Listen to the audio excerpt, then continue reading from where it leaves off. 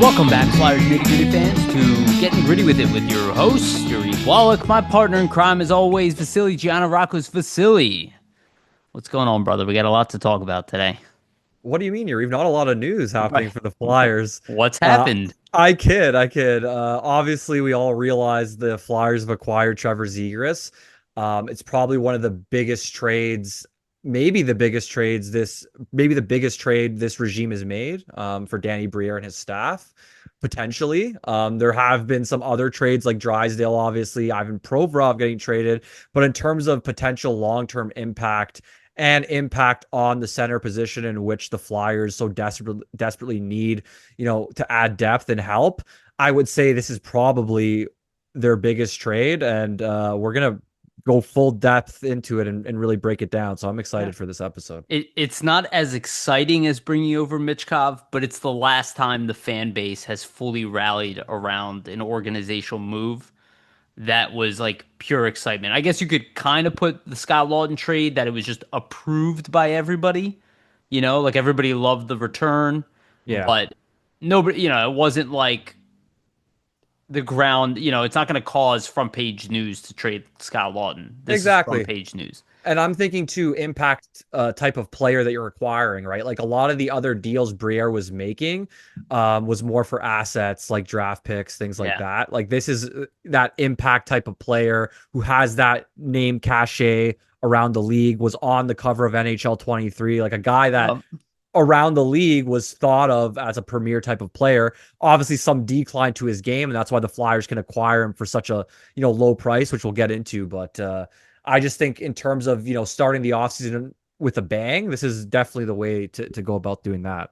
Yeah. Yeah, absolutely.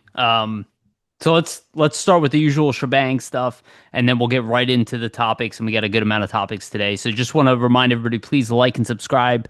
If you're watching this on YouTube, hit the notification bell to get notified. And when we release these episodes, you can stay as up to date as possible when our content comes out. For the audio version, go to Spotify and iTunes and give us a rating and a follow as well. Again, these are the best ways to support our show. We've seen the support, but again, if you're listening, you haven't done that so far, please do that. That is really all we ask of anybody. So thank you all so much for those who have done that so far. You guys are the best. Also, shout out to our sponsor, Jim Steaks at 4th and South. Make sure to get yourself a cheesesteak from Jim's. They have one of the best, if not the best, cheesesteak in Philadelphia. Make sure to go get yourself a cheesesteak from Jim's. They're awesome. Also, Summit Public Adjusters, 215-752-0560. Go to them for your insurance adjustment needs. They will help facilitate the process between you and your insurance company and make sure you get the best claim possible. Again, Summit Public Adjusters, 215-752-0560. And also want to give a brief shout out to our partner, SportsSpider.com. Guys, if you're tired of searching multiple websites for sports news, SportsSpider.com has you covered. They collect the latest articles, videos, and podcasts from around the web and organize them by your favorite teams. If you want to stay as up to date on our Philadelphia Flyers or the NHL in general, hit the link in the description. It's on the video and audio portions of this podcast, sportspider.com. All right, let's get right into it. So I made a video already talking about the Trevor Zegras. It came out yesterday as we're recording this, so it came out on the Monday. Vasily was not available, so I had to run at it alone. So a lot of my opinions are already there. So I'm going to let Vasily initially react or get his reactions out to the trade and his thoughts. And then we're going to have a fun exercise. If you guys have watched our show before, we like to open up Puckpedia and play around with the roster. So we'll talk about where he could fit in. I set it up with an initial assumption, and we're probably going to play around with a bunch of scenarios and talk some roster stuff. From there, we'll get into Flyers news on the coaching hires. We're going to talk about the preseason schedule. We'll talk about, in the second half, we'll talk about NHL rumors. And then we'll end with Bob McKenzie's most recent list and why that list is important. It's based off of NHL Scout surveys. So pretty fun episode. Going to be mostly interesting stuff. Let's get into it. Vasily. So the Flyers traded for Trevor Zegras. For those of you who are not aware, it was Zegras for Ryan Poehling, the 2025 45th pick in the draft, the second round pick, and a 2026 fourth round pick. That is the deal as a whole. Came shocking to everybody. Vasily, hit us with your thoughts. I think for the deal in general, just on the surface level, huge win, obviously, for the Flyers in terms of the value you're giving up, right? You only have to give up, a second round pick in this draft, in a draft where you still are going to have a plethora of second round picks, even though you trade this away. And then obviously a fourth rounder as well. And I mean, if you look at the roster player that you give up in Paling, obviously he gets 31 points last season. He's serviceable, can, move up the lineup sometimes in a utility role, play on the third line, but he's mainly been a fourth liner for his whole career, right? And when you're looking at Trevor Zegras, drafted ninth overall, highly skilled playmaker. We've all seen the highlight reel, goals, the Michigans, the passes. I think the big thing for me with Zegras is look at the Flyers roster and the type of skill set that he brings to the forefront, especially at the center position, right? Whereas even though he's been playing wing the past season with Anaheim, the Flyers are going to plug him in at center. And to bring that type of skill set to the center position when the Flyers recently traded away Morgan Frost, who was probably the only one that had a close type of skill set to a Zegras in the situation, it's just a trade that you have to pull the trigger on, right? If you're Briere, it seems like Anaheim was kind of hoping maybe he would turn a corner. There was something out of his game that would come out that would make them want to hold on to him for longer. But for some reason, it seemed like this was the time that they wanted to cut ties, and the Flyers pounced on that opportunity. I will say too, right? Like if you look at his past production, 61 points as a 20-year-old, essentially entering the league, and then 65 points the following season. Obviously, due to some injuries, you have drop off the next few seasons where he only really, puts up half a point a game. I would say that you look at those injuries, you look at that drop off. That's the reason why you can acquire him for this low of a cost point, right? Because if you have Zegras producing at that 65 point rate for the last couple of seasons, for example, there's no way Anaheim's moving on from him in the first place, right? So they were frustrated, I think, with where his production was at offensively. I think a lot of that was due to injury. It seems like he was getting pushed out of the center position in Anaheim with Carlson, entering the mix there, with McTavish kind of being their second line center. So it just seems like there was unhappiness on both sides, both from Zegras and maybe from Anaheim in terms of where they thought his career was going to be going after his first couple of years and the point production that he did put forth. For the Flyers, it's a home run because you get the best player in the deal, and that's the age old thing. I think that we need to kind of be considering here, right? You give up a couple picks, you give up Paling, but you ultimately get the best player in the deal, a guy who's put up 60 points before at a young age in the NHL. Is there a guarantee that he'll get back to that after his injury history and what's occurred in Anaheim? No, but I think the Flyers are betting on the fact that being put back in the center position, being surrounded by maybe some other players that might fit his skill set a little better in terms of chemistry, because you look at who he played with in Anaheim, not always conducive to his skill set, especially on the third line, right? He was not getting top tier minutes really anymore last season. Wasn't getting played on the top power play unit either. That's not going to be the case in Philadelphia, right? He's going to get every opportunity to play with the best offensive players on this team, like a Matvei Michkov, like a Travis Konechny, I would imagine, and other really skilled players like Tippett as well. And he's going to get that power play time too, right? I would imagine that you see his playmaking ability and you're the Flyers and you see how bad this power play has been for you for the last couple of seasons, you're naturally going to want to plug him in on that power play. So, I mean, to close it out, at least from my perspective, I think it's a home run type of trade. If you're the Flyers, it's really low risk, high reward, right? You potentially get a guy that you could maybe plug in at second line center. He might potentially even be a first line center from an offensive standpoint for you. He's never going to be that defensive two-way stalwart, even though his defensive game has improved over the last few seasons, and we can kind of get into that. But yeah, I just think that you really are maximizing your potential for Zegras to turn around here based on the situations you're going to put him in. And also to add on, you didn't really give up a ton of high value assets, right? Like Danny Briere mentioned in his press conference, a non-starter for a lot of trades and a lot of trade talk for him is that first round draft pick, right? Like he doesn't want to part with any of those first rounders. He did not have to do that to acquire Trevor Zegras. A year ago, would you have had to part with the first rounder to acquire him? I would imagine yes, and that's probably why this deal was not made sooner, because we know the Flyers and the Ducks have had talks, obviously surrounding Cutter Gauthier and Jamie Drysdale. So I would have to think that Zegras probably came up in those talks. The price point was too high at that time.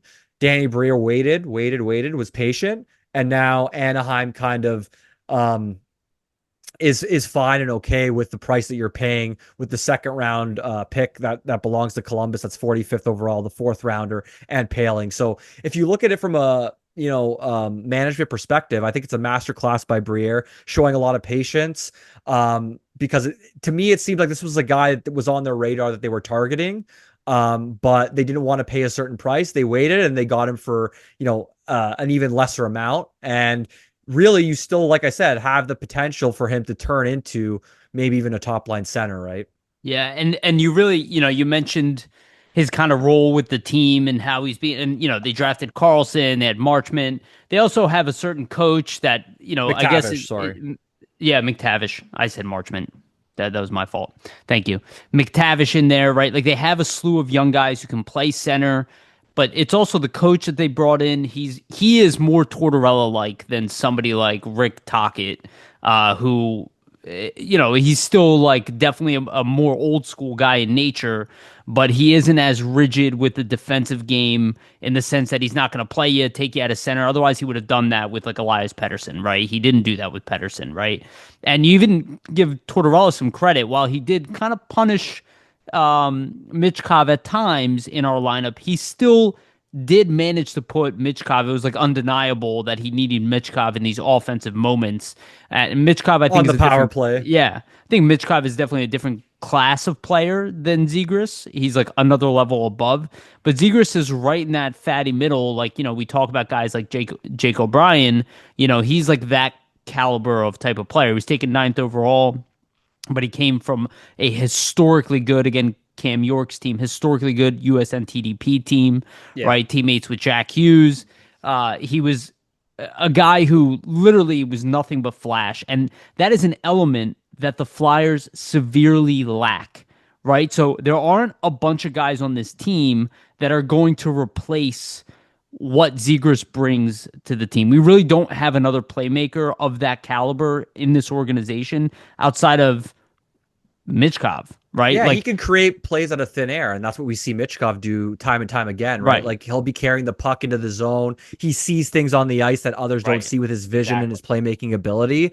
He sees those open spots and where guys are gonna be before they even get there themselves, and he right. kind of knows how to find them through that. So Zegras, not to say that he's on that same level of Michkov, but he has a similar ability to be able to do that, find players in open space, create plays out of thin air with his, flashiness, his puck handling abilities, puck handling skills. I really think another big aspect of it too is the age consideration, right? Oh, of course.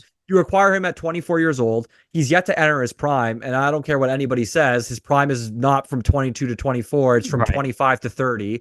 And that's typically what we see with all players in the NHL, that they're usually entering their prime age and prime years around 25 years old, and then considerably get better in those 26, 27, 28 years, and then you might see a fall off like Well, you 31, see like that 32. the level off, right? It's like they Yeah. hit that peak at 27 and then they'll hold it for about 2, 3 years, unless they're And then superstars. gradually decline. Right. Exactly. Yeah. But you're getting him and you paid for him in these prime type of years to Yeah. to hopefully get back to that prior production in the spaces that you're going to put him in. And two, if for some reason this doesn't fit and for some reason he doesn't mesh, right? Like he's only on this 1 year deal. He's an RFA after. So not to say that, they're going to be looking to trade him again or flip him, but if for some reason this is a disaster because They're not locked in. Yeah. yeah, they're not locked in, right? Like everybody, we have to point out the fact that, hey, it's a great deal. It's a great trade. we all want Zegras to succeed here. I think he will succeed here, just based off his past experiences in Anaheim and those learning experiences, and kind of taking that here and implementing it. But there's also the slim chance that it doesn't work out, right? And the fact of the matter is, if it doesn't work out, you're also in a really good position to flip him again as an RFA and maybe recoup some of that Yeah, value.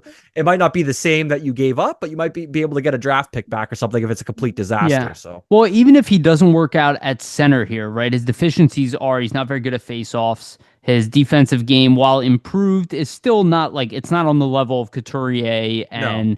and Cates, right? Or even It's Paling, right? passable though. Like, I don't know if people listened to PHLY show today. They had Derek Lee Yeah, on, I listened to it. who was the beat writer. Shout out to him for Anaheim, I think for the Hockey News, and he was mentioning that over the last 2 seasons, if you watch him on a day to day, which obviously he was as the beat writer for the Ducks. Versus the first couple of seasons, you could see a staunch difference in his defensive coverages, his game, where it's gone to a passable point, right? And Well, I think they um, demanded it of him, right? yeah.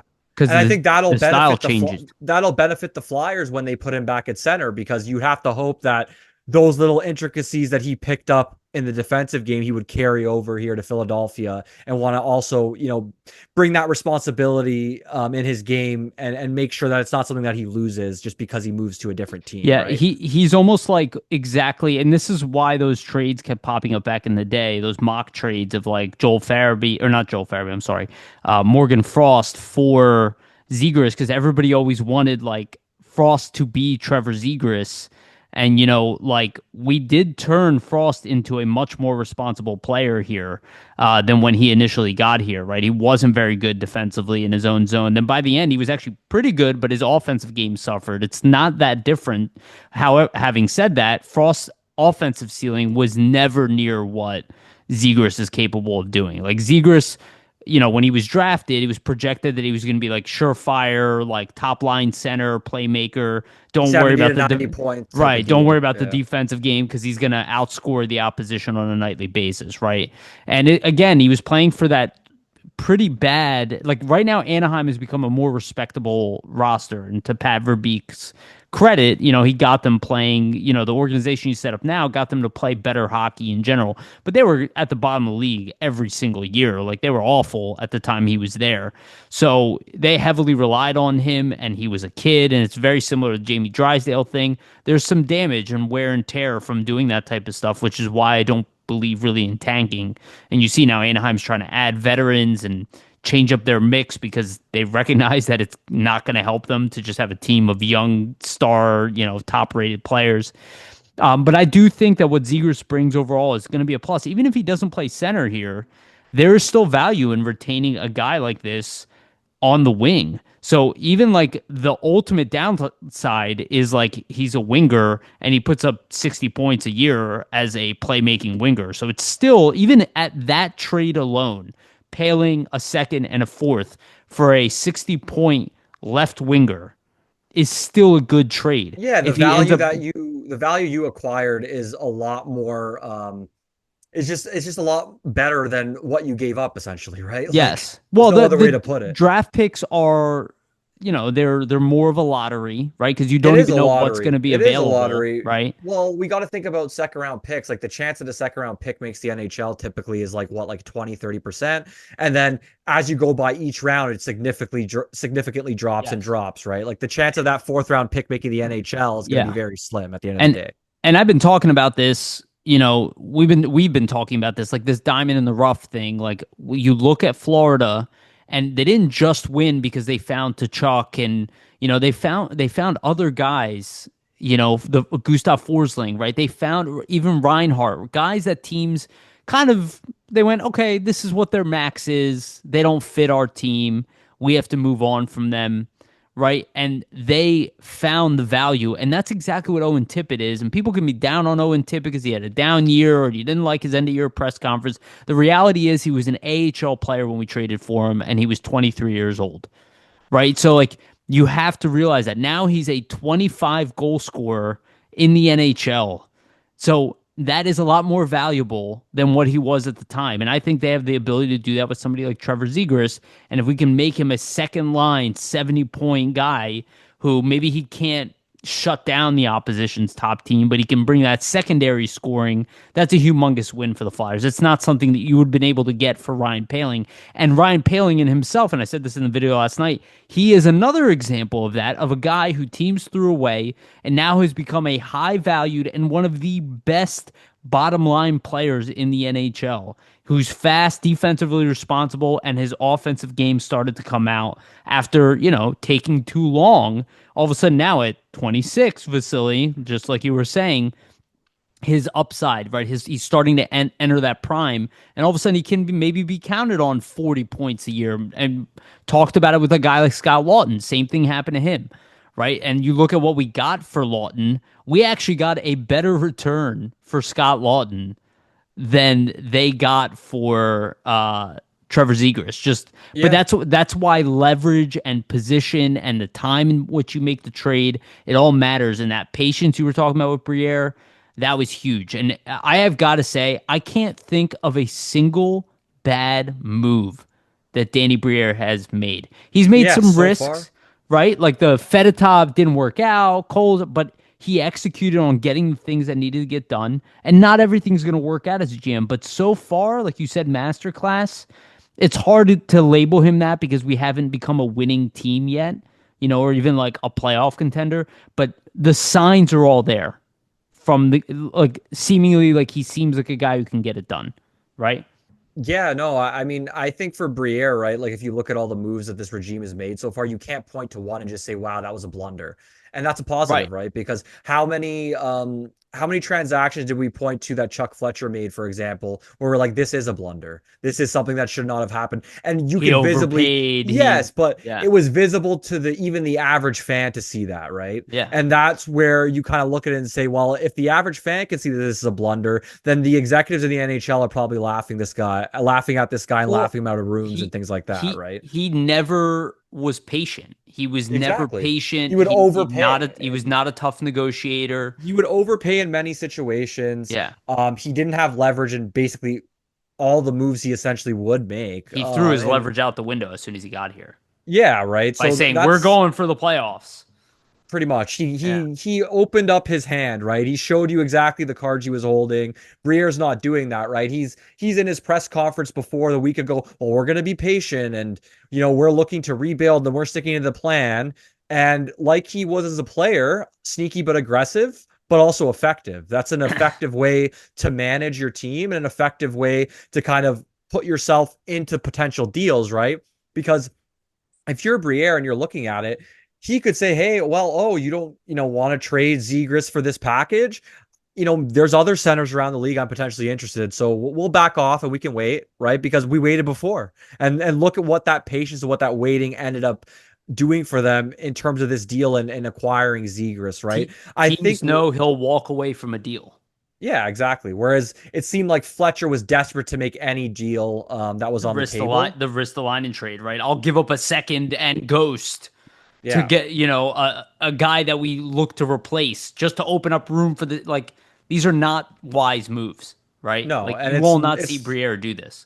no, exactly. And to everybody's point that, you have to look at, Zegras's play has dropped off and he hasn't produced offensively as much as he did in the past. I just want to point out that the last 25 games of the season after the Four Nations break, he had 17 points in those 25 games. So it's not a point a game, but that's more in line with the 65, 60 point type of pace His player, right? his worst production where people called him like dropping off is still better than Morgan Frost and Joel Farabee. Yeah, So fair enough. his bottom is those two guys. So and I don't think they were And throwaway guys. And that no, was a and trade that that people said he lost, and he obviously did not lose that trade in the end. Yeah, well, those trades with Frost and Farabee that kind of allows you to add a guy like Right. Zegras That's what here, we said at the freeing up that time. cap space, That's what right? we said at the time. Wait to see what happens in the Well, future. now you think about it this way: you got rid of Farabee. You're paying him what, 5 million, 5.25. I can't remember the exact number, but it's Something something like like that. that. It might have been 5 million flat, but it was something like that. Yeah. Either way, now you plug in Zegras for 5.75. Who would you rather have in terms of what you need on this roster, in terms of that center depth position and just offensive potential down the line, right? Obviously, Yeah. Zegras is going to have more offensive potential than Farabee did, despite the fact I really like Farabee as a player.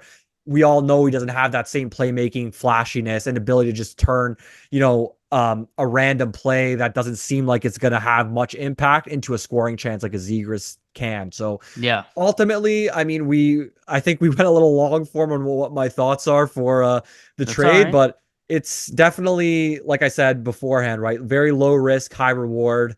And I think you have Zegras coming in here with a chip on his shoulder in the sense that he was probably thinking that he was a long-term piece for Anaheim. I imagine that was his eventual thought. I think as soon as Pat Verbeek entered the mix, he and the team were not on the same page, and they were slowly pushing him out further and further, right? With getting Carlson in there, McTavish, and then even with this Kreider trade, I think that Kreider trade even pushed him farther down out of this left wing position that he was in last season. That was kind of the writing on the wall, where they're Yeah. like, we'd rather have Chris Kreider in this role than you, and now let's look to move you out essentially at that 5.75 mil price tag. So Yeah, yeah, nailed it.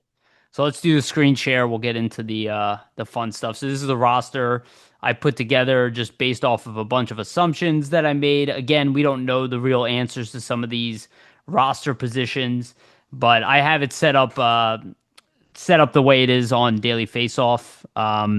We don't know exactly what the roster is going to look like, but this is essentially what the Flyers have. I kept Jacob Peltier. I re-signed him here for 1 year. We don't know if he's going to come. I created Maxim Shabanov, though we don't even know for sure if he's going to sign here or not. We only have hints that he will, but we really don't know that, at least as a finalized though piece. I will point out that for Shabanov, and most people probably listening to this already know, he has North American representation now.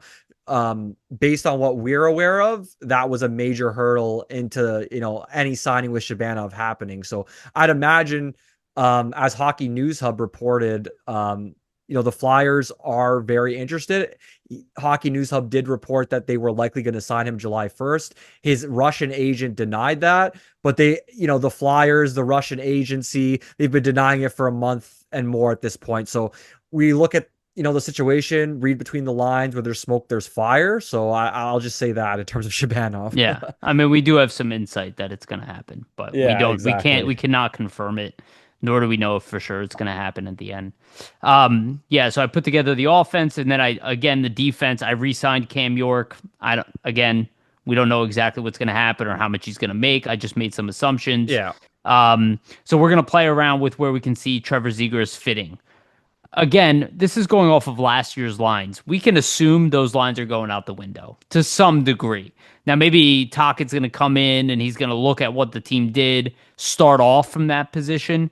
But my assumption is because he coming in, in the off season, he's got all this time to think about it. He has a preseason ahead of him. That lines will probably be somewhat different starting off the season, and he's not going to just strictly build off of what Tortorella and company did, right? Because it's a whole new coaching staff. So we can assume new lines. So if we want to move this around, right, we can picture Trevor Zegras as the second line center. We can assume that Jacob Peltier is maybe in the lineup and that Delorier. I also say, if you look at this lineup right now, there are clearly three spots open on this roster because Peltier is not for sure coming back. He hasn't been Delorier signed. is Yeah. right. Delorier is not an everyday NHL player, and Rodrigo Abels, while incredibly serviceable, and I really like him, there's a good chance he's going to start in the minors. Or I thought of an opportunity that, they're going to look to want to bring in a fourth line center to replace Paling, but maybe Rodrigo Abels can play on the wing. Right, he does have NHL value. He Now could be their 13th type of forward where it's like, right, okay, he's kind of our 13th guy. If anybody gets hurt, we know he's serviceable. We eh, plug him in. right. And he's a veteran, so you're not like wasting development years keeping him as an extra forward, Yeah. right? And then you have Delorier for when you want to bring in muscle, that type of scenario. Another So team is bringing in like let's say they have a heavyweight fighter on their roster for that game in the lineup. You plug Delorier in. That's yeah, essentially the way I see it, anyways, with right. him going forward. Now this top line did work, but I'm sure that this is something a lot of people would want to see, right? Oh yeah, just Trevor all Zegras skill. with Michkov and Konechny. I'd imagine. So my thought process is this is probably what we'll see on the power play, right?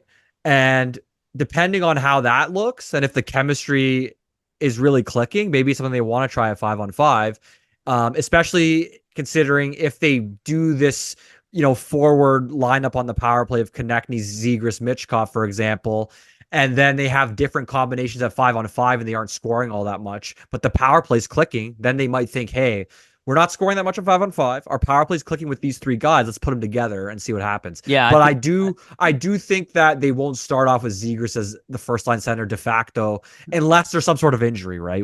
Because I you can never predict what's going to happen there. So if somebody gets hurt in training camp, they might just be forced to do it, right? right, right. I totally considered that as well. Now you do notice there isn't a ton of room for Jet Luchenko. They are most likely not going to be starting him as the fourth line center. There is a world where that is possible. It's also pretty unlikely, so I would remove that from the equation. So we can assume Couturier will be the top line center. Now the mix now changes. We know that Cates and Zegras worked, or I'm sorry, Cates and Brink and Forrester worked as a line.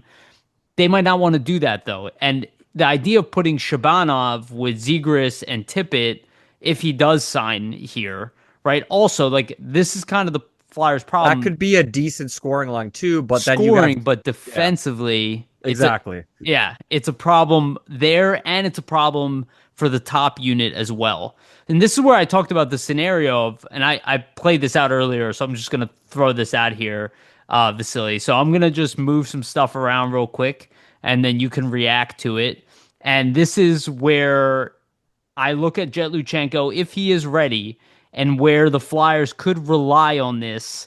And this is not exactly what everybody wants to see, but I do look at it as all of a sudden here's kind of a more filled out lineup without Shabanov. If he does not make it in the mix, because that does change things if he does. But if Trevor Zegras doesn't work out at center, this is a combination I was looking at where I'm like, well, this shows Trevor Zegras' value as well.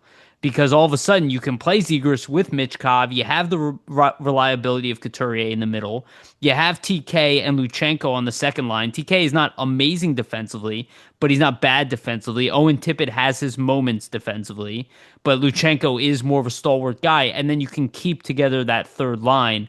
The fourth line right now is just a mess. We have no idea what's going to end up being there. But what are your thoughts on that?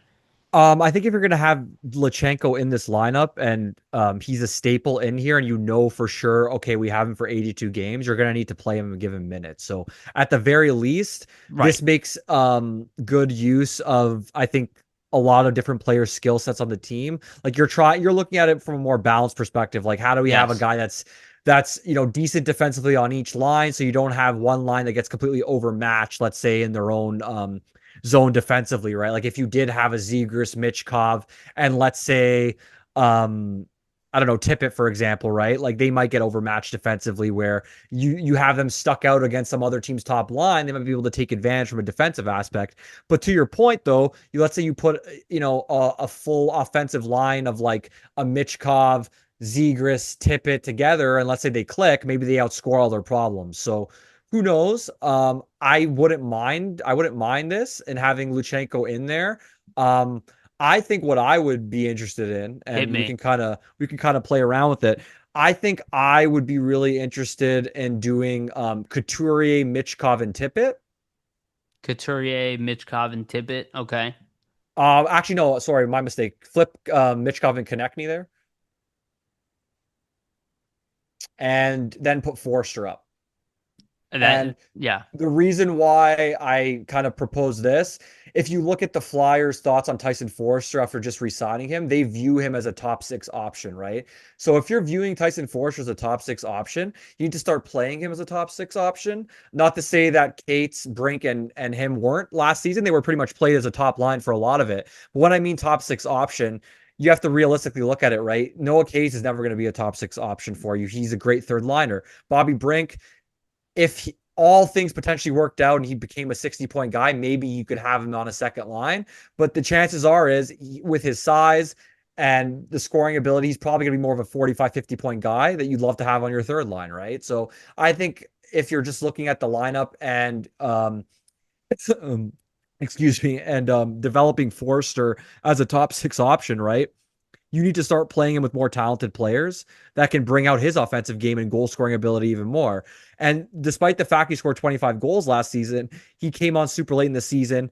And a lot of those goals, we weren't seeing like, one-time snipes like we were expecting from him, right? We see his shot and we know that he has a really plus shot in the NHL, but we haven't seen him, really use that one-timer all that often or really utilize it. At least last season, a lot of his goals were from around the net because that Cates Brink Forster line was, forechecking behind the goal line, putting pucks to the net a lot of greasy goals, right? So I think for the Flyers and what they want to do with Forster, I think having him with the Zegras and Michkov, you might be able to bring more of his offensive Yeah. ability out. And we know that Konechny and Tippett have played well together in the past.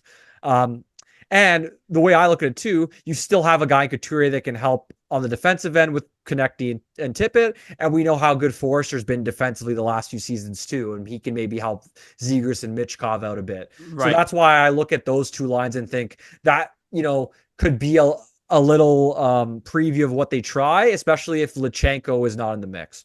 Yeah, no, I think that's pretty wise. And I just threw in Shabanov there, just assuming that he comes over, how he would fit on the left wing, because I'm not certain that they're going to re-sign Jacob Peltier. So I'm just kind of throwing out Especially options if they there. bring Shabanov in, right? Because if you bring Shabanov in and you're still having Delorier and Hathaway and obviously Abels now, like where does Peltier fit in on a nightly basis Yeah. here, right? And I think So you could even swap the wings, right? you Like you could, could you yeah, could try something like that too, and put Tippett and TK with Zegras. That might be so. Like Tippett, he doesn't necessarily like need a playmaker, right? Because he's a guy who kind of just drives to the net, goes yeah, up the wing, and shoots. But the combination of Zegras and Tippett is something we haven't seen yet. That is something that could be successful. We've also seen this in the past, right? As a top line work. Maybe yeah. that's something they try together again, and they put Michkov and Tippett again together with Zegras in the middle. Kind of, they tried that Though with I will Frost, and it say, didn't work. yeah, though I will say I haven't liked Mitchkov and Tippett too Me, much. ne- me neither. They didn't show the greatest chemistry, and I think it's because to your point, right? Tippett typically carries the puck in. You want Mitchkov kind of doing that for you, or even Zegras, right? If you're gonna have Zegras, you'd love to see him carrying the puck into the offensive zone with controlled entries and distributing, because that's his skill set, right? Being able to Yeah, make those controlled entries, distribute in the open ice at that center position, and kind of use his vision. yeah, So we'll see what happens, but I think the first and most important thing of this Zegras acquisition is look at the center depth, right? And look at the options this now gives you to trying to put forth a more competitive roster, right? If yeah, you subtracted Zegras and you had Ryan Paling in here, the roster is not even half as attractive in terms of just producing offense or the ability to potentially produce more offense on a nightly basis. So I think just getting Zegras in there and his offensive skill set, it opens you up to produce a lot more offense nightly and on the power play. And one thing to point out for just the Flyers' lack of center depth in general, right? We looked at it last season. Everybody knew that the Flyers needed to address center. In 1 year's time since last year's draft, right, you have the Flyers getting Jet Lachenko into the system, who projects to potentially be another, second line or first line center if all things really work out, potentially first line. You have Zegras in here, who he might not be your typical 1C, but from an offensive standpoint, could be a 1C if he gets to that 70, 80 point range. And you have him with some guys that can kind of clean up for him defensively on the wings. And now at number 6 in this draft, you have another chance to add to that center depth and really solidify that position. So you're looking at a roster last season that was in shambles at the center position to a whole calendar year later. They might have their center woes actually addressed depending on yeah, who they draft at 6, which if you would have said that to most Flyers fans and most people following the team last year, well, a year in advance of the 2024 draft, the Flyers center depth position or center position and center depth problems will be solved. Most people probably wouldn't have believed that. yeah. And that also doesn't include Jack Berglund, who they took in the second round. It doesn't All include those other all Carson those other Dorwart, pros, yeah. right? Even Jacob Gauthier, who Heikki maybe Ruhonen, Heike yeah. Ruhonen, thank you. I actually skipped over him.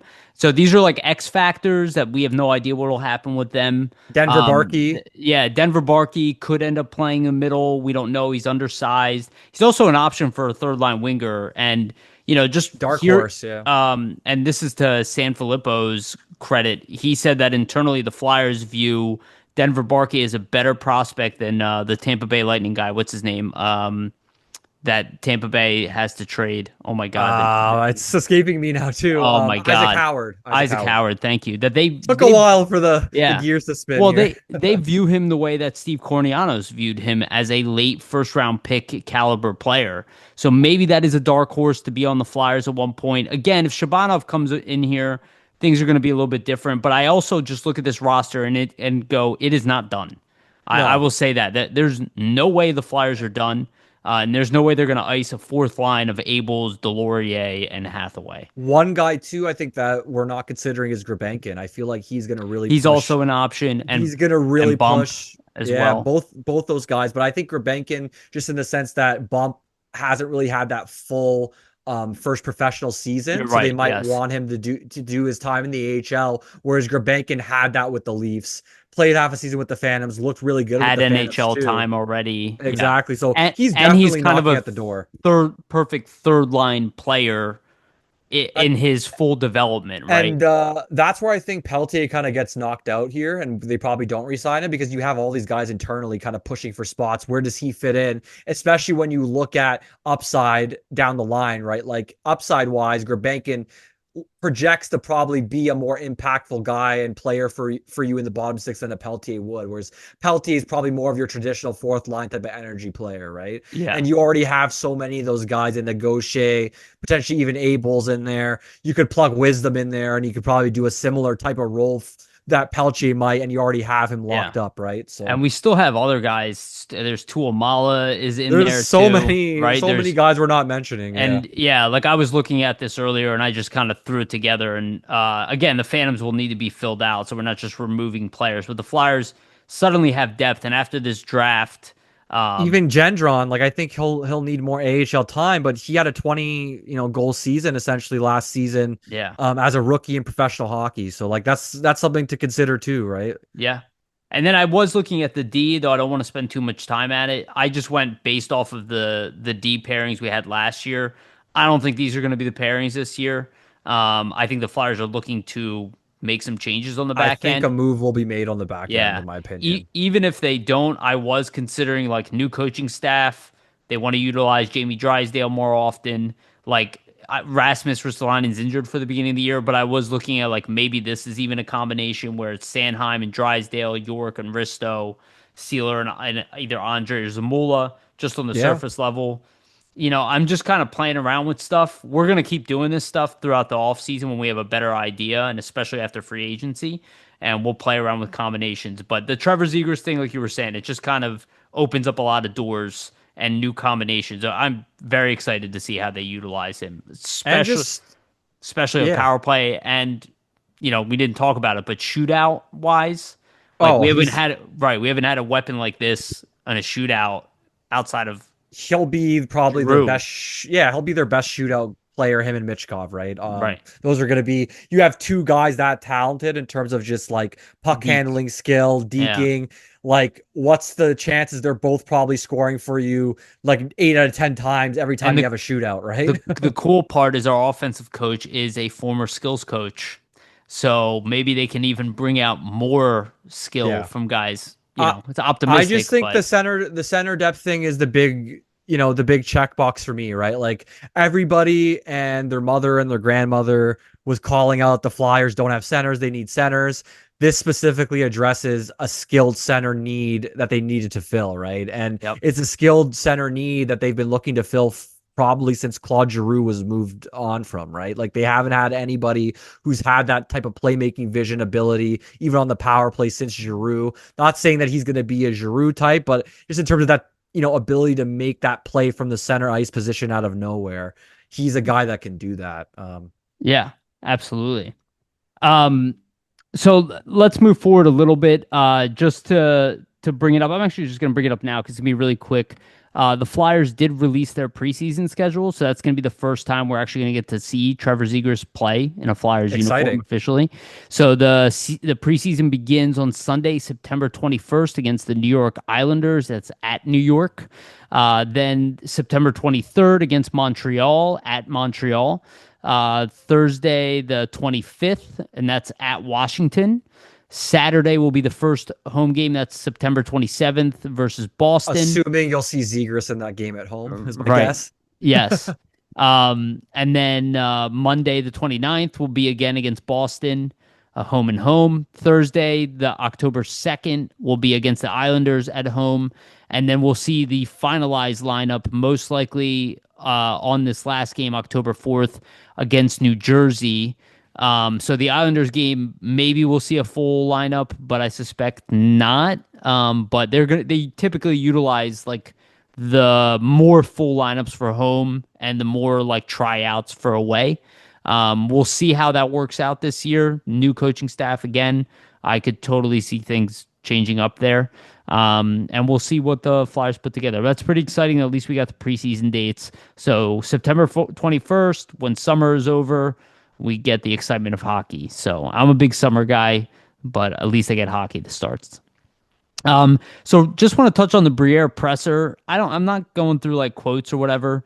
But he mentioned something that Vasily mentioned on this podcast, and I don't think Vasily was saying it just because Briere said it. I think it's because it's important that, he was talking about how long it took to get Zegras over here and that he wouldn't have been available if he wasn't struggling.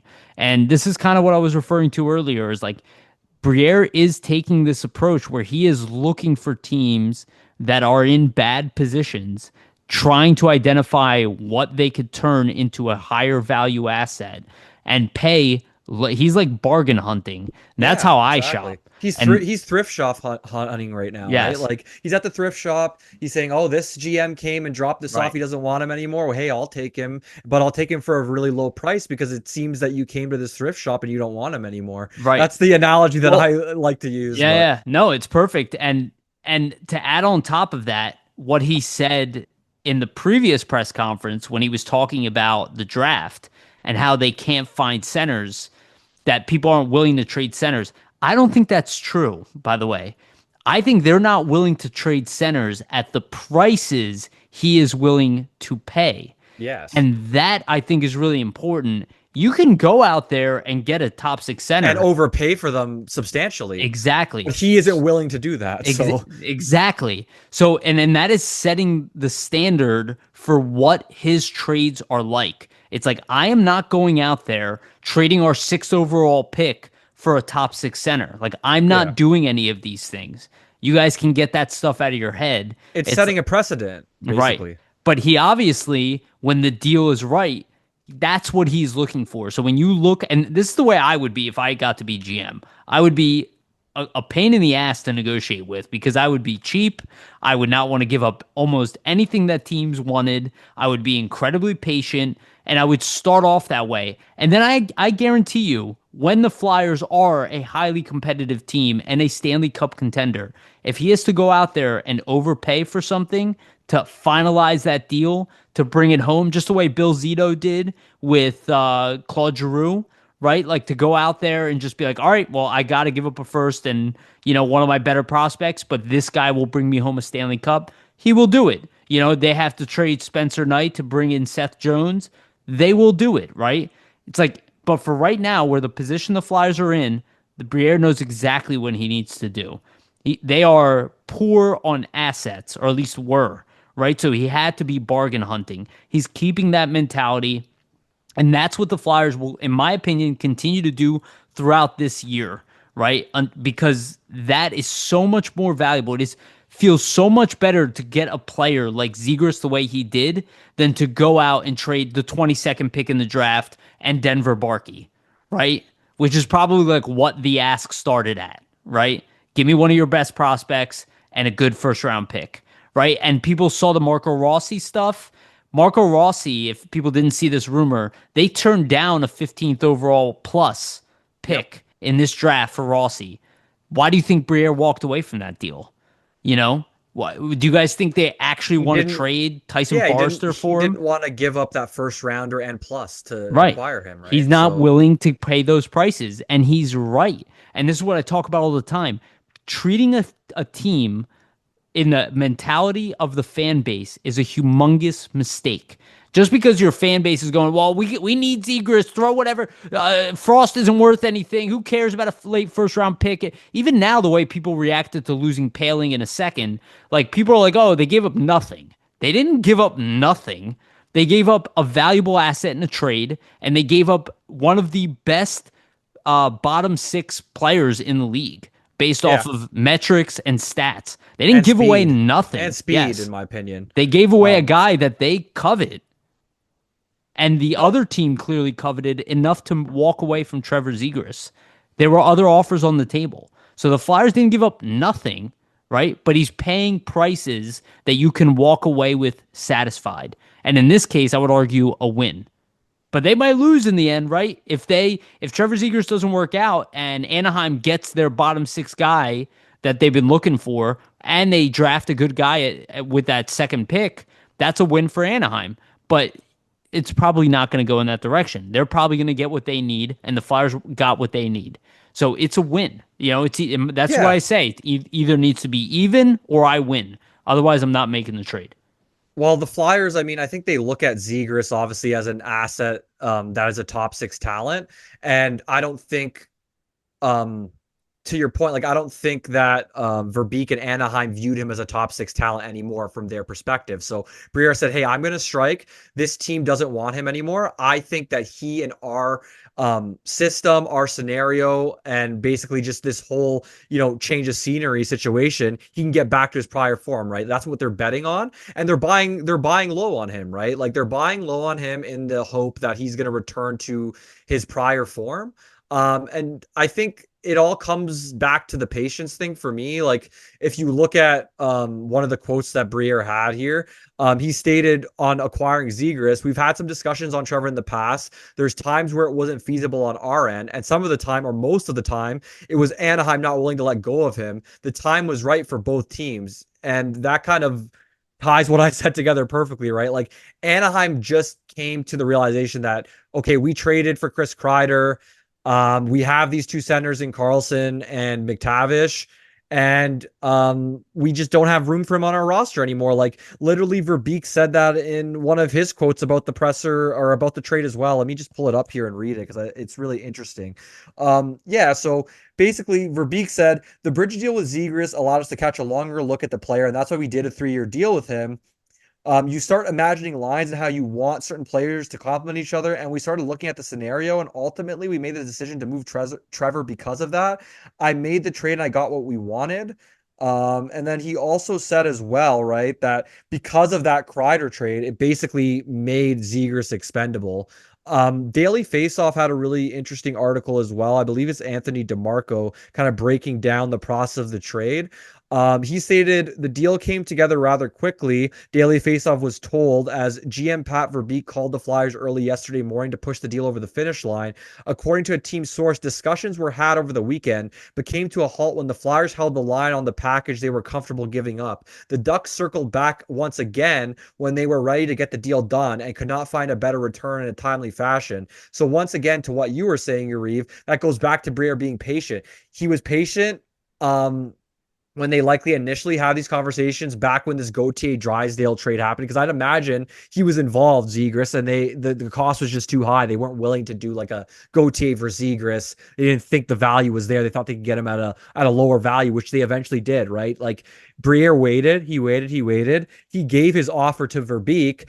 They went around looking for a better offer around the league, didn't find it, and then the patience held through, and eventually they got him for what they were willing to part with, which is Paling, the second and 45th overall pick and the fourth rounder. So I think what we're seeing here is Briere's not willing to budge from what he believes is fair value for a player, right? Absolutely. Them and the staff identified what we think fair value is for Zegras, and they were not willing to move on that value. And ultimately, it pays dividends for them because they get the best player in that deal, a highly skilled guy that they think can return, to that top six type of form. Yeah, absolutely.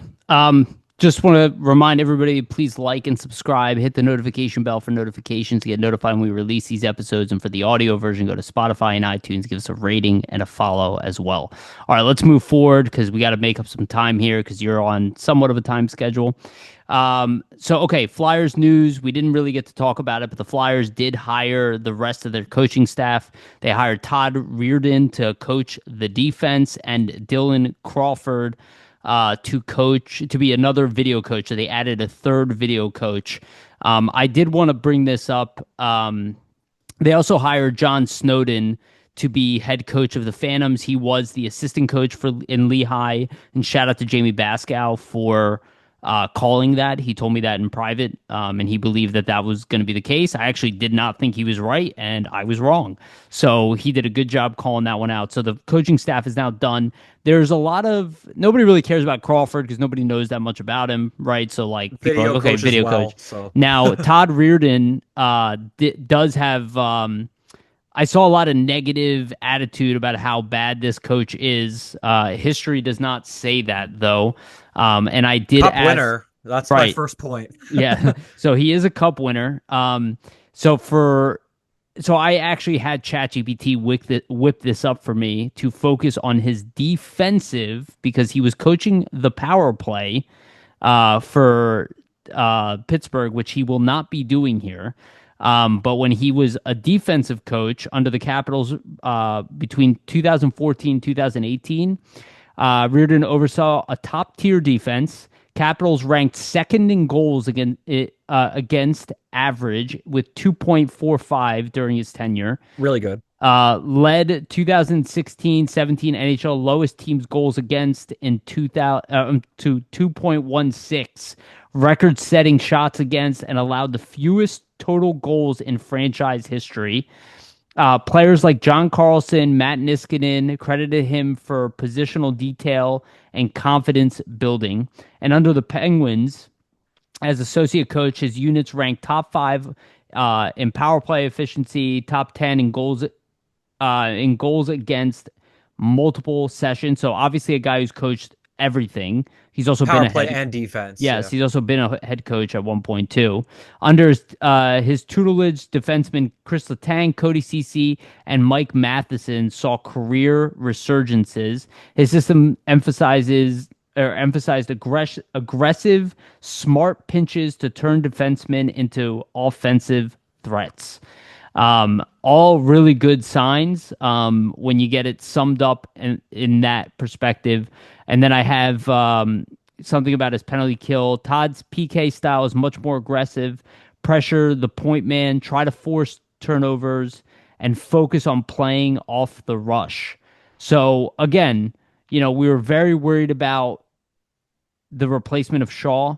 At least on the surface level, we will see this guy does have a very successful track record of getting in. And some of those defensemen I named, like Cody Ceci and Mike Matheson, those are not great defensemen defensively, but they had great years under this guy. So you think about that, you think about where the Flyers defense is. I don't think they hired this guy by mistake. Luke Richardson got hired a few days later.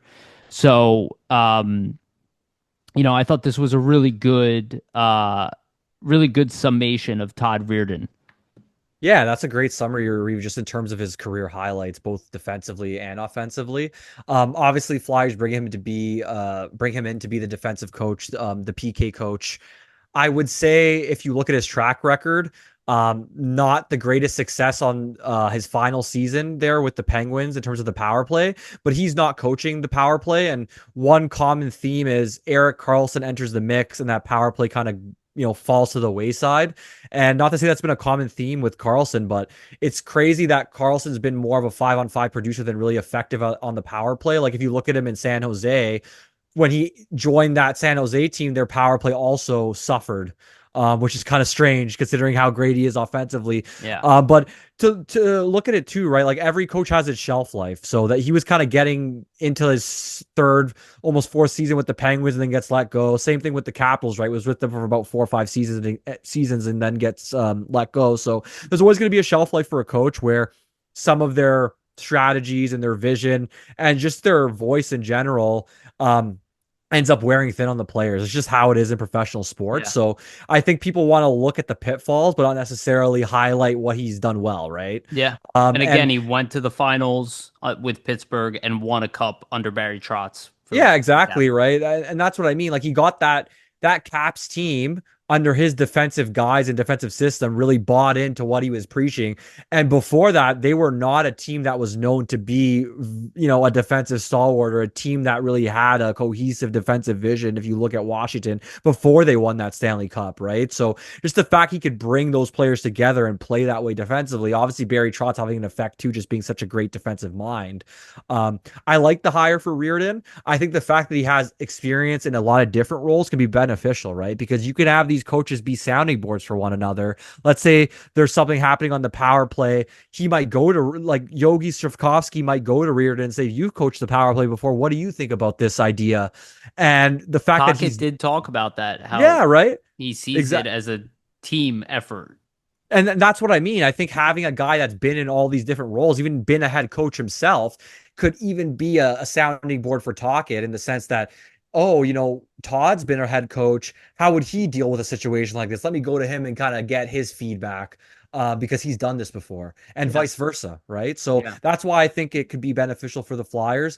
I think people are too quick to jump on Reardon when we haven't seen anything happen On yet, and it's, Twitter, no yeah, way. right, and No way. it's a whole new regime. So I would say, be patient. Let's see what the results and what the play on the ice looks like before we bury this guy, because he's had a lot of NHL success. And in my opinion, he would have never got an opportunity as a head coach, if he didn't show certain tangible aspects of success at, the highest level of competition in hockey, right? Like Yeah. it's clear that there's certain things that he does really well. And to me, it seems like he communicates with his players well, because a lot of guys had career years under him. So Yeah. it seems communication seems to be top of mind for a guy like Yeah. Reardon. And in Crawford's case, he was video coach under Tocchet. So obviously really liked the guy and Connections there. brought Yeah. him over. So I like it. Staff is full. Let's go. And this the head coach of the Phantoms, the guy who knows the team already. So we'll see how he does. He is just as experienced as Lappy, so we'll see how that works out in the end. He does have some head coach experience in the ECHL. So okay. Did you want to add something to Zegras before we get into rumors, and then we'll end on Bob McKenzie's rankings? Yeah, exactly. Just a couple interesting quotes. For those that aren't aware, Trevor Zegras had his introductory press conference this afternoon with the Flyers media. So I would, implore you all to go check that out. Really interesting tidbits in there, and I'll bring them up here. So there was a question asked to Zegras: why does Zegras think things went sideways in Anaheim? He stated, "You'd have to ask Ducks GM Pat Verbeek. That's a good question. I don't know. I just try to be a good teammate, do what was asked of me, and I'm going to bring that same mindset to Philly." To me, that quote's really telling in the sense that there seems like there was a falling out between the Anaheim regime and Zegras, in the sense that for some reason, whatever it is, they just didn't think that he fit into their I, overarching plan. I think that rubbed him the wrong way, just considering that well, before Verbeek got there, he was considered to be like like the prized the guy. prize prospect for them. So he's kind of wondering, like, what happened? Why does this new GM come in and I have I'm kind of put on the back burner, right? And you can look at it tangibly and say, because he wasn't your draft, he did not draft you, so that's probably the reason Well, why I think you it's think differently. I think it shows the different mindset of both GMs. Like Pat Verbeek was like they call him the little ball of hate. Like he was a highly aggressive, physical player Yeah. who was like undersized but played with a lot of physicality. So he probably wants to build his team that way. So a guy like Zegras, it's like the same thing that like Tortorella said about Hartnell, where he like just didn't like Hartnell's game for the longest time, Yeah. and then Or eventually, attitude. Yeah. yeah, Nonchalantness and things like yeah, that. where he eventually kind of owned up to the fact that he was being biased against him. I think there's some of that happening there where Danny looks at a guy like Zegras and he's like, well, he's a lot closer to the type of player I was. And it took me time to kind of find my way through. Um, That was the so, point I'm gonna make next, oh, actually. sorry. That, like, Briere, if you look at his career and what happened, right? Like, he's also a first round pick. Doesn't really work out in Anaheim, or not Anaheim, in Phoenix, Yeah. and then gets traded to the Sabres from there, and then his career really begins to take off. And even with the Coyotes, right? Like Briere had 60 points in 78 games. He had 48 points, or no, 46 points in 68 games as well, and then he gets traded. So he showed some offensive prowess and ability, and then gets moved. I wonder if Briere kind of looks at Zegras and like you said, sees a little bit of himself where I think he's he in a saw that situation. in Frost too, right? Yeah, Yeah. yeah. But then realized, hey, this isn't turning out the way it did for me. So let's move on from this guy. Right. But now he takes another stab here with Zegras in the sense that, maybe Zegras gets traded to the Flyers, changes scenery, and he really starts to pick his career up. And that's what happened with Briere, right? He gets traded to Buffalo, really gets those opportunities that he wasn't getting in Phoenix at the time, and is able to take his career to the whole next level. And I think Briere realized that Zegras is not getting those same opportunities he was once getting in Anaheim. And this might be a time that we can unleash him in our system and on our team and give him those opportunities to kind of get back to that player that he once was. So that was one quote that I thought was really interesting. And there's one more as well, just on his thoughts about Philadelphia and Jamie and Drysdale and Cam York as well. So he stated just on playing in Philly, it's super exciting just from playing in Philly over the years. It's always a great atmosphere when I've been here. I'm pretty close with a couple guys on the team, obviously Jamie and Cam. I played with Deloria a bit as well. So the familiarity with some of the guys is really good. I think it's a really cool and passionate sports town. I got to talk with Coach Talkett, and I think it's a very exciting situation to be entering. So that one I thought too was interesting. He's obviously just excited in general to be a Flyer and to be on the team. I think he realizes that this is a great opportunity for him. Just looking at the center depth of the Flyers, he probably understands that I have a really great opportunity to get back to playing center and establishing myself there, right? Yeah. Zegras admitted that he's never really played another position before in this presser than center other than 2 seasons ago. So imagine playing center your whole life and then getting moved to wing. It's a bit of a shocking thing for him. He probably thought that was never going to happen. So that also probably deteriorates the relationship where he probably really wanted to play center. Anaheim did not view him as a center, thus time to get rid of him. But Yeah. it Well, at looks like least the the new GM Flyers, didn't. yeah, it looks like the Flyers are going to obviously try him at center. We'll see what happens from there. But yeah. We'll see. Okay, so just quick rumors. So the first one is Bowen Byram. So that rumor is heated up considerably. I think Elliot Friedman brought it up, or was it Andy Strickland? Somebody brought it up that the Flyers are definitely kicking the tires on Byram.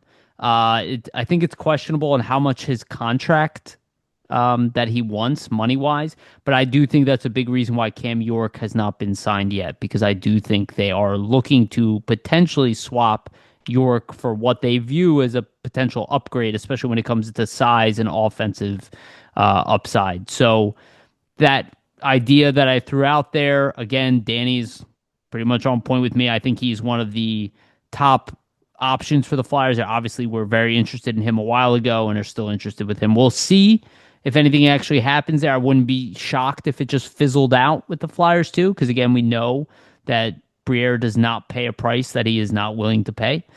So this might be one of those occasions too. Um, Anything you want to add on that?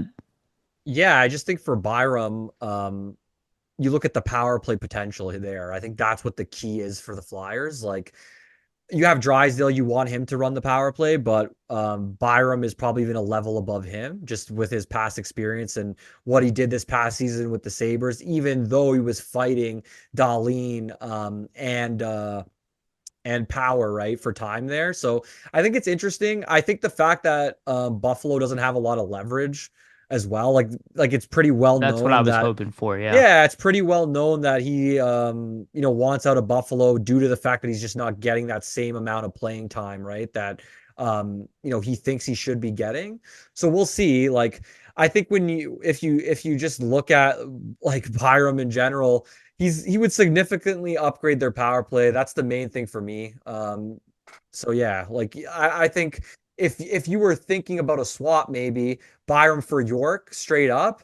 I don't know if Buffalo's interested in that, but if That's the all I would Fly, offer. yeah, but if the Flyers are having trouble signing Cam York and Buffalo's having trouble signing Byram, you're kind of both in the same spot. So why don't we swap these guys? both, young defensemen at age 24, I believe, or around there.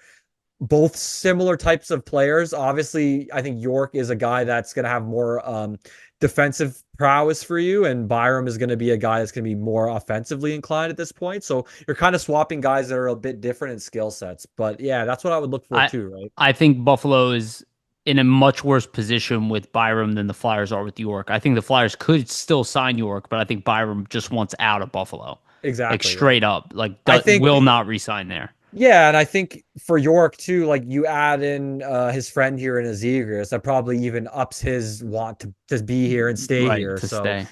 yeah, Yeah. So it'll be interesting with Byram. Like I think he will get moved. I just think writing's on the wall there. Like he won't start the season in Buffalo. yeah, I don't think so either. Okay, let's get to the last segment. We'll talk about Bob McKenzie's rankings.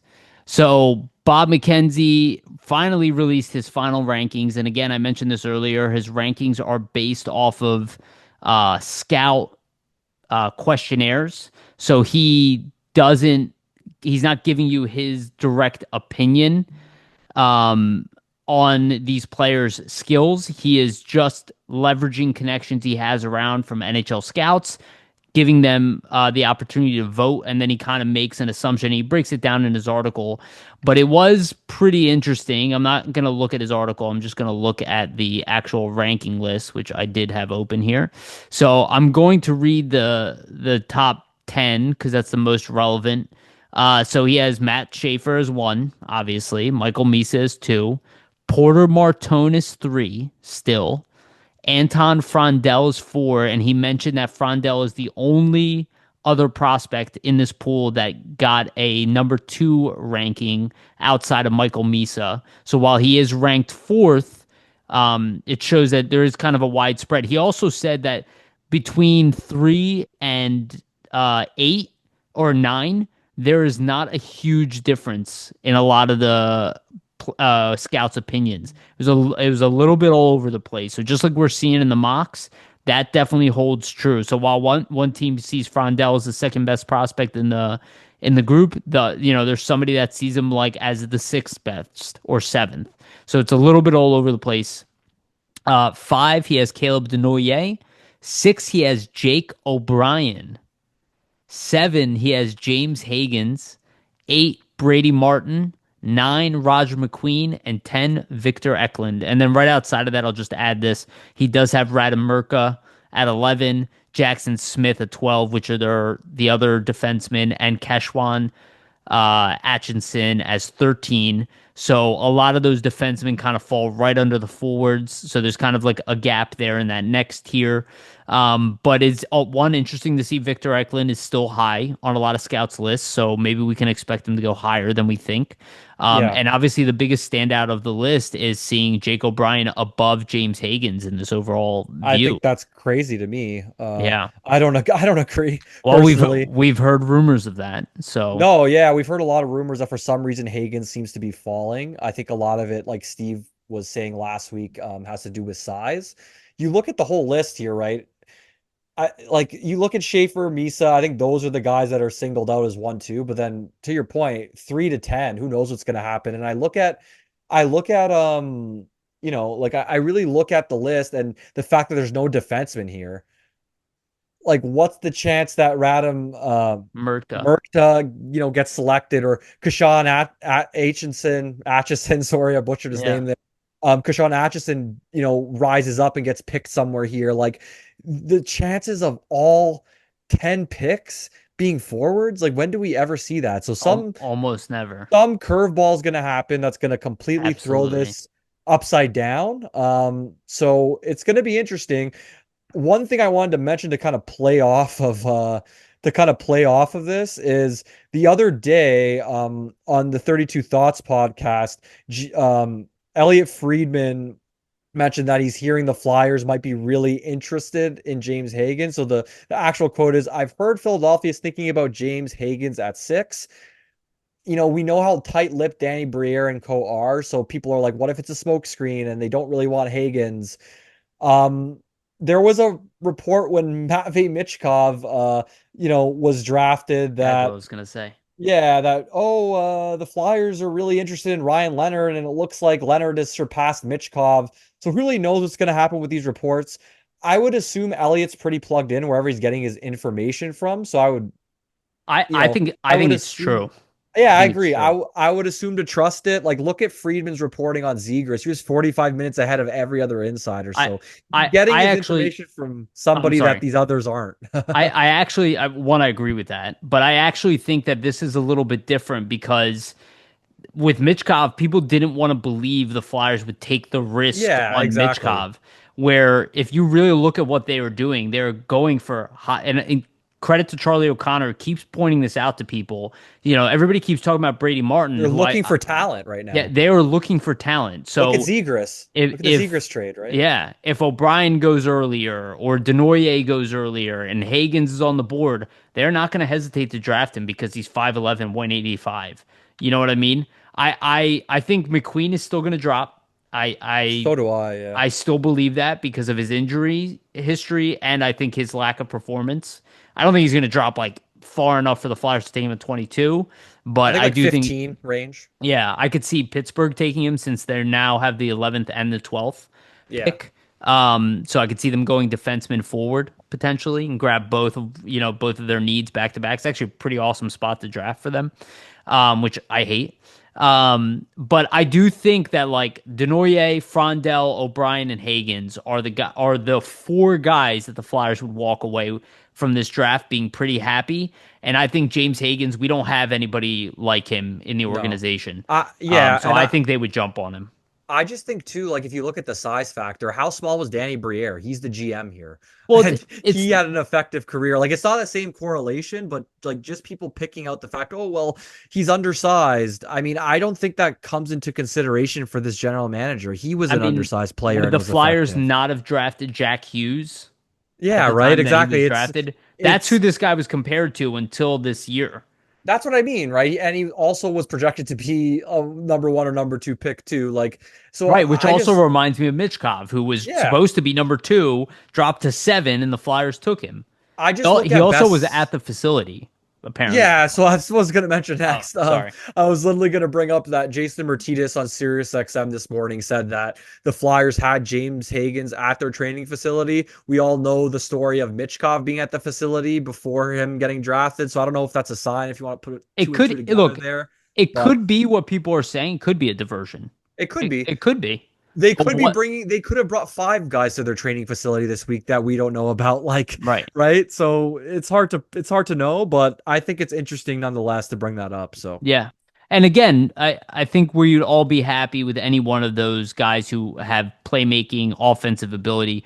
Again, I don't hate Brady Martin at all. I can't see the I Flyers think, going for Jet Luchenko last year and for then the doing that, intangibles and yeah. then doing it again with the number Another off six the pick. board type of pick. Right. I just look at best player available, like in that range. If Hagens is there and O'Brien's still there and Martin's still there and McQueen's still there, tangibly look at who the best player available is. To me, it seems to be Hagens. Other people have different opinions. I look back at the presser from Briere a week or so ago that was kind of going into the draft, and they were saying that their philosophy in general is to go best player available. So At number if they're six, you have to. yeah, exactly, right? Like I think whoever is there remaining that is the best player as a scouting staff, you've done your due diligence. You have to trust your scouts, as Briere was saying, and go with who they've identified as the best player there, despite their size, despite their tendencies or skill set or what they're projected to look like, Yeah.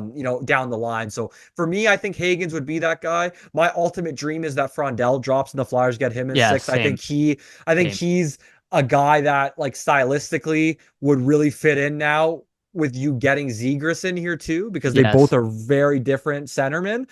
But look at how Florida has constructed their team over the years, right? Like think about all the draft picks that they made. Like they just drafted for skill and talent. Like they weren't afraid to like take smaller guys and then trade them all out later on. Like the Flyers cannot be afraid where they are in their process right now to take the best player available. And if he doesn't fit in 4 or 5 years, well, you can trade him and he's still a valuable asset, right? So I think at this point, take the most talented player, gather your pool of talent, and if you need to make some tractions from that pool of talent to then make additions that fit the roster and the chemistry better, you can do so. But you shouldn't be passing up on talent to make those roster fits now, because the guy you're drafting who's 18, even though his skill set at the CHL, NCAA, or whatever it may have you level is that, it might not be the same at the NHL level, right? He might not be Yeah. that physical And bruiser at the NHL level. yeah, So but you look at the fact they just invested in Trevor Zegras. He's a skinnier,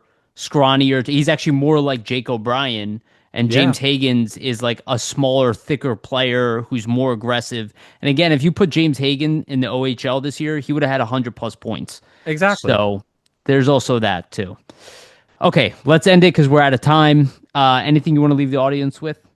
Yeah, so I'll have the mock draft article, at least my mock draft for the first round, up on the Friday morning of the draft. So keep an eye peeled for that. There's also going to be some other really great content coming out on the website, flyersnitty-gritty.com. So go check that out. There's going to be a ton of draft content this week.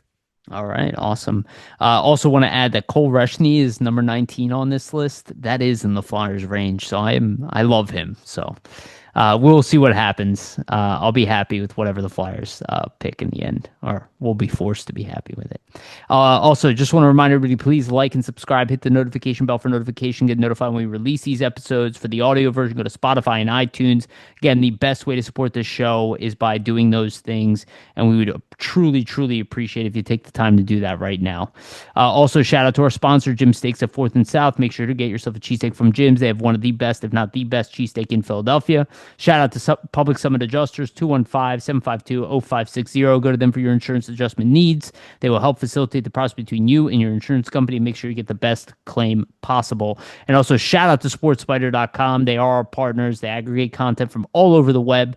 Our stuff is pinned at the top. The link for them is in the description of the video and audio versions of this podcast. Thank you again for listening. Thank you, Vasily, as always. We love you guys. And remember, always stay gritty.